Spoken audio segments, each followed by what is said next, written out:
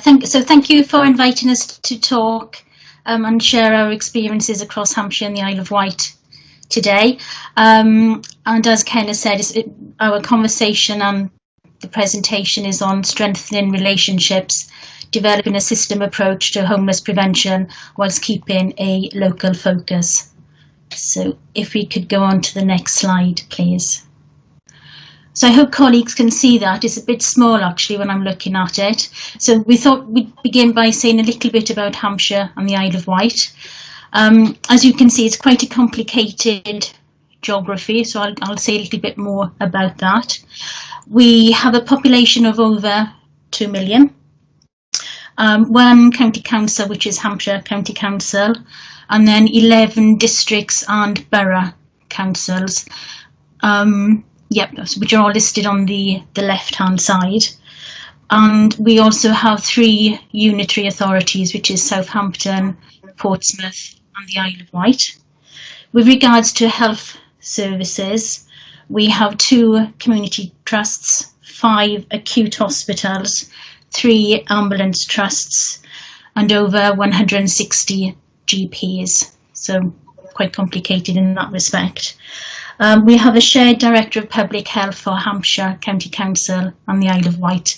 So we already have a number of joint posts being established and working across systems. We work closely with our 2 providers, which is the Society of St James and Two Saints, and obviously small organisations as well. As I've said, it's a complicated and complex system.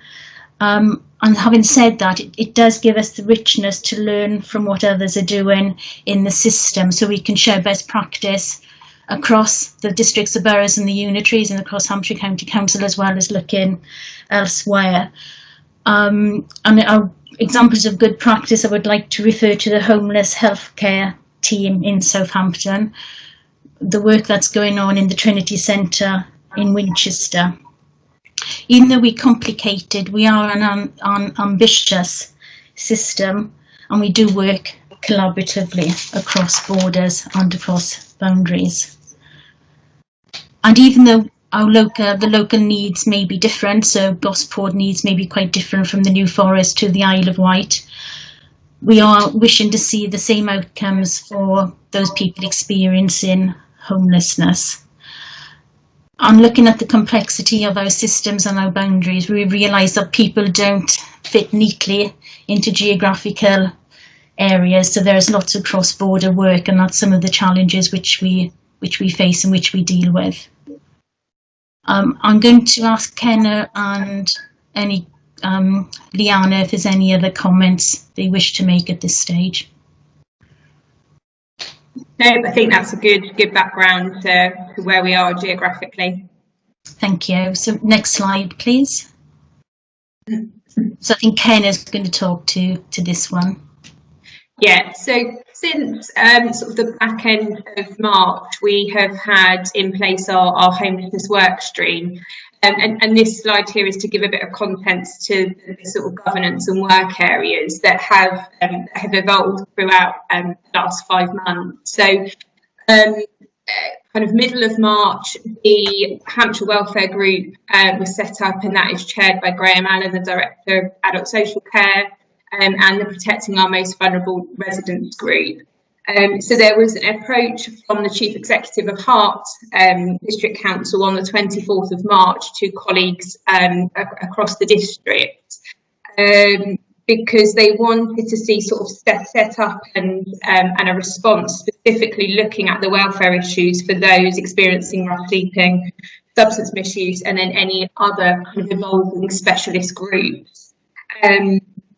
And we have, in Hampshire, we have a strategic housing officer group, which meets quarterly. So the request came to those of us that participate in that.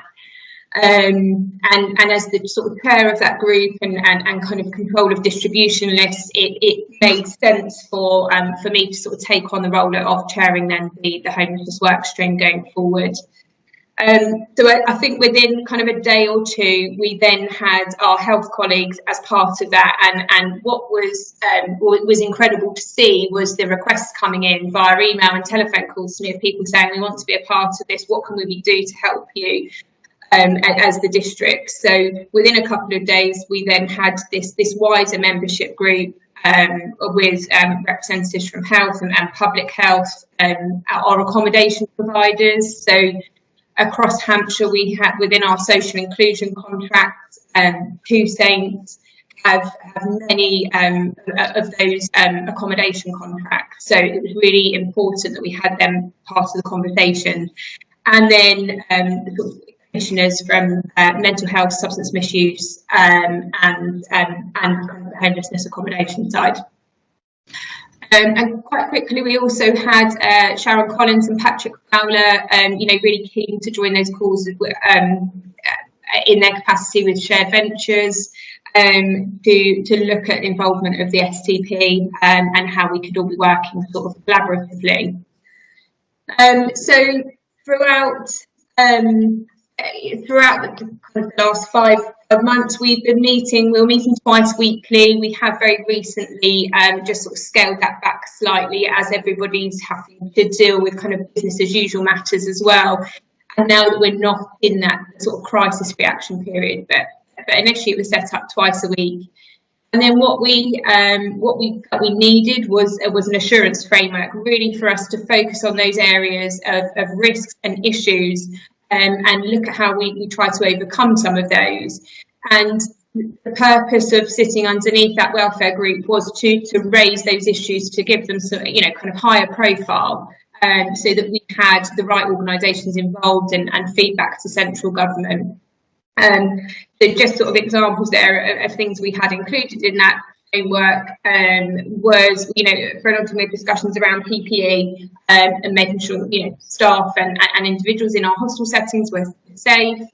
We looked at sort of testing if we felt we had somebody within those settings who could have contracted the virus, and if they were not necessarily engaging with kind of processes that were ordinarily in place. And we were able to then sort of set up a kind of outbreak management and infection control for hostels. So having the work stream really meant that we could disseminate information very quickly, and we could get feedback from colleagues across the county, to ensure we had as robust as possible sort of solutions in place to some of these issues that were coming up. And then obviously, as things have evolved over time, we've found that there are some longer term pieces of work that aren't just in relation to COVID, but looking at our system as a whole and how we can try and improve pathways for individuals. So out of that, we've got some separate working groups that are identified on this slide for us to try and keep that work going and really give it the time and resource that needs for us to really make some quite significant change to some of those models. I'd have the next slide, please. Oh, it's small, isn't it? Yes. This is really sort of about how we're strengthening our system relationships. So as mentioned, we already had our strategic housing officer group, which did mean we could mobilise this very quickly and have the right level of officer involved in conversations about how we were trying to resource accommodation and deal with those individuals that have been rough sleeping and those that continue to rough sleep as well. I think sort of very early on, it just meant we could gather intelligence very quickly. I think it meant we were able to look at the triaging and cohorting of the group very robustly, and felt very confident that everybody had access to primary care service, for example. So already having that relationship there meant that we were able to mobilise this sort of quite quickly and really build on that. What it also then meant was when we were having discussions, example around like antisocial behaviour, we as a group we had contacts within the police, so we can bring the police in to sort of support us and look at the action we could be taking with some of these issues. So we've been able to draw in other expertise and resource as a result of that large established group. Kenna, shall I come in and talk about the STP? Yes, sure. Yeah, so we're quite fortunate in Hampshire. So our strategic delivery plan of Hampshire and the Isle of Wight, which is in response to the NHS long-term plan, there's a section in the STP, strategic delivery plan, specifically on homelessness, which is fantastic news in terms of connecting health and housing. And there's an NHS chief exec who's the sponsor of that programme, and an CCG partnership exec director involved in that piece of work. So in terms of senior buy-in on top of the office, we've got, our chiefs and our seniors have got sight of that. Kenna mentioned shared ventures, Sharon Collins and Patrick Fowler, and they've been working on homelessness for some time on the SDP, and I think with COVID it's accelerated some of that work and given the focus to it, and working as a collaborative and with colleagues from the police, public health, housing officers, Sharon and Patrick have been able to challenge our thinking and stretch our thinking and challenge our ambition, and I think that is coming home to roost a little bit now in that respects. So even though we're not there yet in terms of looking at a regional bid for the MHCLG funding, districts and boroughs will put in and unitaries will put in their own bids, we're looking at a system bid, and I don't know whether or not we will land it in time, but the fact that we're having these conversations across the system is, I think, in itself is a good product. Okay, thank you. Next slide, please.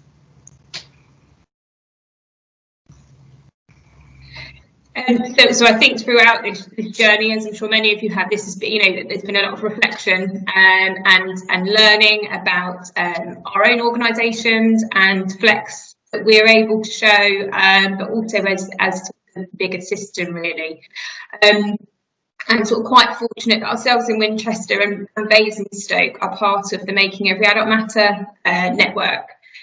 So we were able to sort of draw in our partnership manager and have some sort of facilitated sessions reflecting on how things are working now and that sort of the longer term planning. And hopefully that is something that we'll continue to do across the county going forward. I think it has been a fantastic opportunity for those of us in housing to have a better understanding of health systems, and I think particularly for me, it felt sometimes that health systems were potentially quite rigid in what they could offer, but actually this has shown us that there is real flexibility, and as we have come up against barriers of engagement with individuals, we have had help from across the system to better engage with individuals, and that hasn't come from housing, that has come from health. And I think likewise, it's been eye-opening for our colleagues in health to understand the systems that we try and navigate in housing, our statutory duties, and the different models that we're all now trying to take forward in terms of looking at trauma-informed approach and looking at the individual and trying to tailor plans to the individual's needs. And I think that is something that we are all really keen to carry forward. I think even in some of the dark days and some difficult conversations we've had on calls, the feedback has continually been that this has completely changed the way in which the two systems, the two services will continue to work going forward.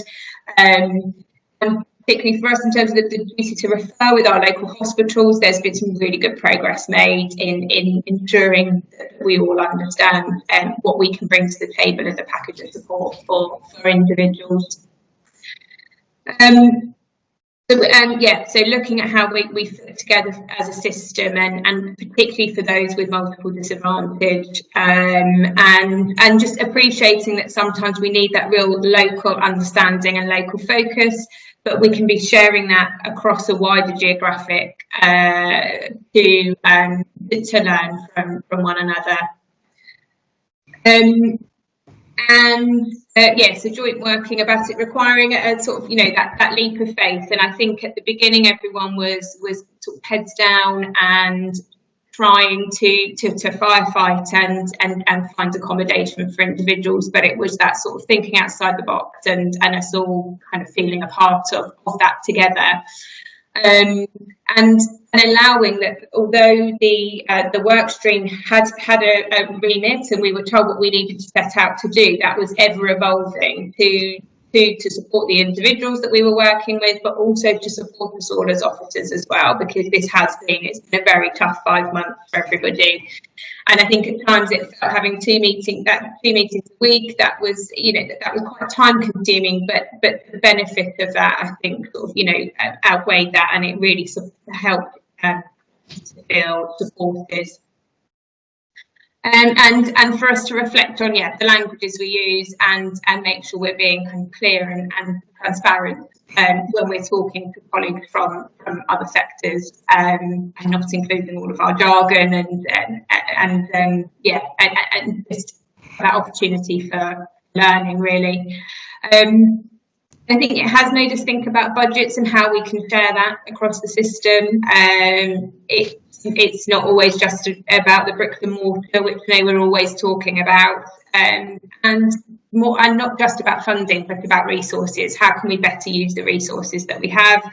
I think we're all, very aware of kind of the economic impact, and that we will all need to be looking at the resources we have and how best to utilise them, and looking at more kind of collaborative working and flexibility with the resource that we do have. Is there anything else you wanted to add, Jackie?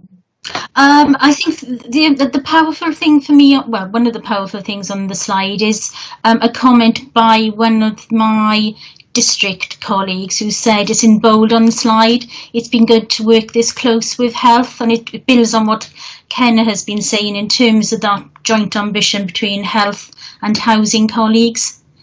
I think we can move on to the next slide, please. So this one lists in summary form our achievements and our remaining ambitions.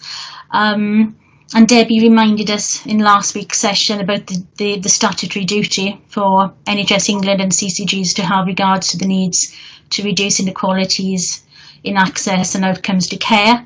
And I think with the phase 3 letter from Simon Stevens as well, there's a particular spotlight on health inequalities.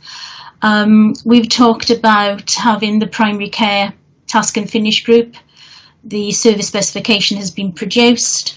That's going to primary care leads next week, hopefully for sign off. So we're quite an agile, I think the point here is that we're quite an agile collective in terms of spotting what the issues are and the challenges, coming together, see who best can take things forward, and then getting things done, so we don't hang around on things.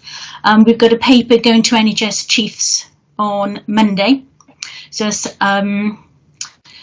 the ICS chief executive and the trust and the community trusts chief executives, looking at what our ask is of health in terms of prevention, and a similar paper, which is the flip side of it, going to local authority chief execs in September, looking at housing requirements and how we use voids.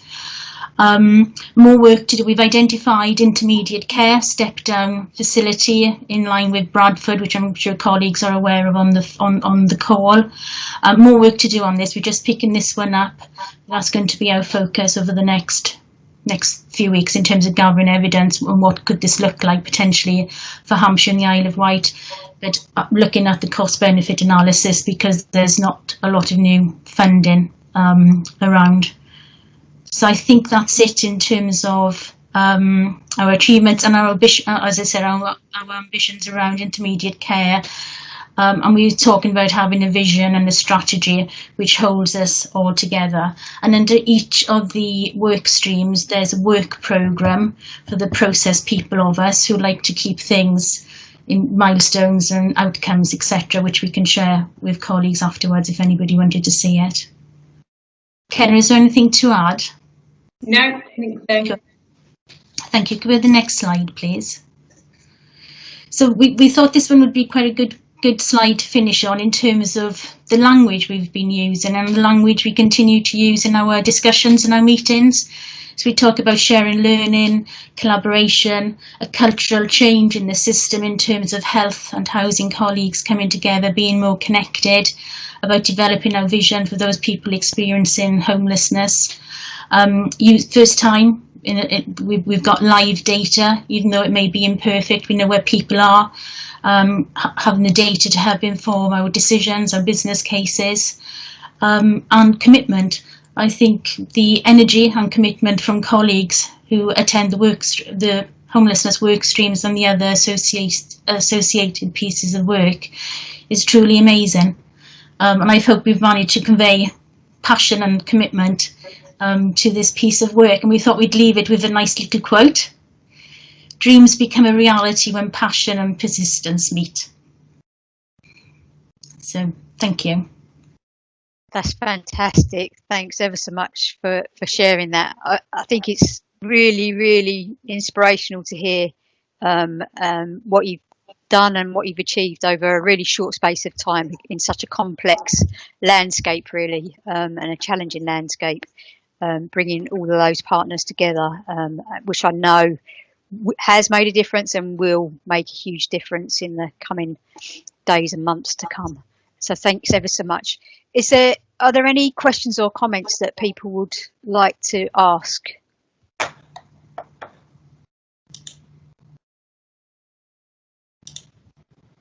Stunned silence.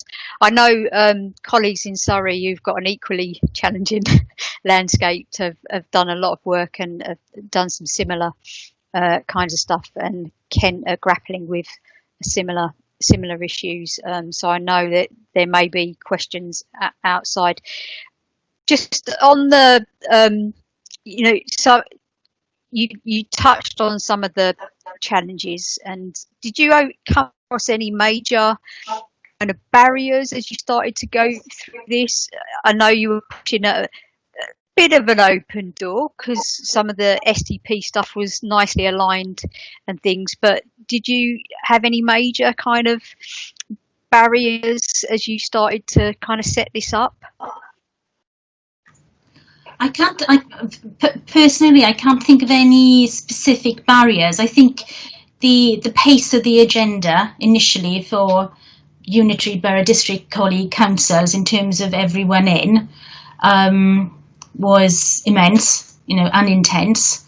But I think as we've gone over that slight hump, we're looking in terms of planning and being more proactive. And I think the last slide, there is a willingness to cooperate across health and housing, public health, police.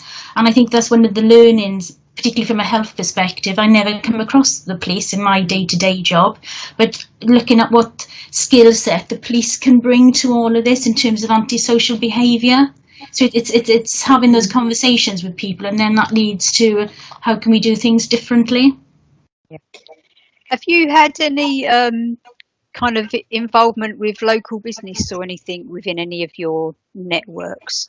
I know because a colleague has raised it with me in terms of, we're talking about multi-agency working and things, and I just wonder how much local systems have started to engage, a wider kind of range of agencies. Presumably local businesses are involved in kind of LRFs and things to a certain extent, but I wonder if we've started to think about other types of agencies in this space as well, as we start to think about helping and supporting individuals as they develop care plans and things moving forward. I think a good point, and something for us to take away and consider in terms of closing that loop, isn't it? In terms of in employment, yeah. Mm-hmm. And then just one other for me, you mentioned pooled budgets. I just wondered if you've got anywhere with that. Pooled budget. No, I think that's still an ambition. Yeah. But I think sort of a few weeks ago, when the next steps was released and the prospectus, and we'd done all this work in our partnership. And then I think we realised very quickly that it would be very hard for us to look at a county-wide bid. And there were a variety of reasons for that in terms of the numbers we're actually talking about, and just the locations. And then we go back to those local issues that aren't the same in every kind of every district of the New Forest. But we did have a really good conversation. So I think felt a little bit deflated initially. But what we then did was reflected on all of the work that we had done, and that actually it doesn't always have to be about the funding. I know a lot of it comes down to that, but it is about those resources that we have and the relationships that we have. Sort of very early on, we were asking districts to raise any issues they had with getting individuals into accommodation. And in one area, they had 2 individuals out who their mental health needs were not being kind of met in the norm, by going through the normal system. And by having our colleagues on that call, the conversation happened offline so that intensive work could be done with those individuals. They were accommodated instead. So we've sort of tried to reflect on that as well, that it's about resource and how we use that and how we use our relationships to an advantage. But yeah, I think that pool budgets is the ambition. Yeah, absolutely. That's fantastic. Thanks ever so much. If there are no further questions or comments, we will move on. We're going to switch the recording off now.